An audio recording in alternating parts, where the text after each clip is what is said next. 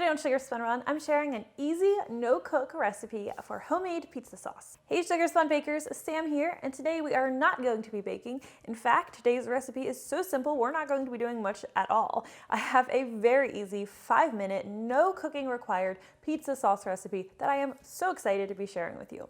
Now this recipe is going to need to be made in either a food processor or a blender. Today I am using my favorite food processor.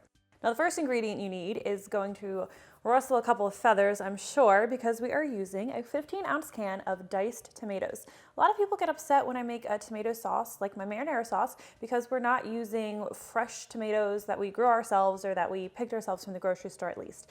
You are going to get a much better flavor in this sauce if you use a canned tomato, believe it or not. And if we use canned tomatoes, we don't have to do any cooking out some of the water out of those tomatoes. So I really recommend sticking with a can for this recipe. I will take all of your angry comments down below. Now, as you can see, we are not draining those tomatoes. We want all of that liquid in the can to stay in our food processor. The next ingredient we need is a 6-ounce can of tomato paste. Again, angry comments go below. Next, you'll want to add 1 tablespoon of olive oil. I never press the olive oil myself, but nobody seems to get upset about that. We're going to be adding 1 clove of garlic. I like to use a large clove because I like a lot of garlic flavor, but you can choose the size of your clove. That's up to your own discretion. We're also going to be adding 2 teaspoons of sugar. This is granulated sugar. And the sugar just helps to neutralize the acidity from the tomatoes a little bit. It doesn't make the sauce sweet, it just gives it a better flavor, honestly. We are also going to be adding 2 teaspoons of basil.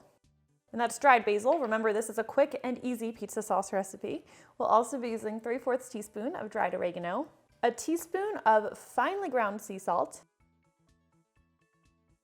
1/4 teaspoon of ground black pepper. Use freshly cracked black pepper if you can.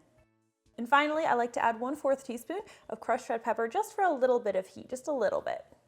All that's left to do now is we are going to place the lid on our food processor. And we're just going to pulse everything together for about 10 seconds. You want your ingredients to be really well combined.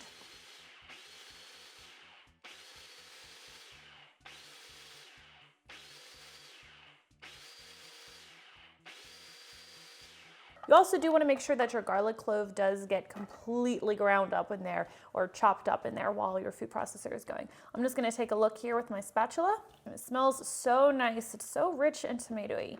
And unfortunately, you just don't get this same flavor and the same consistency if you use fresh tomatoes. I know, I wouldn't have guessed it either. So at this point, your pizza sauce is ready to use.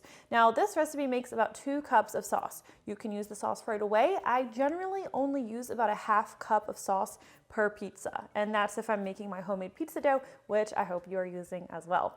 Now, leftover sauce will keep for about a week in the refrigerator, or you can freeze it. It'll keep in the freezer for about 3 months.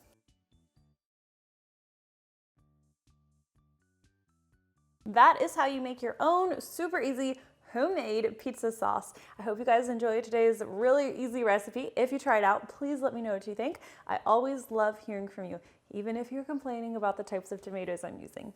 Thank you guys so much for watching, and I'll see you next time. That's good, just so good.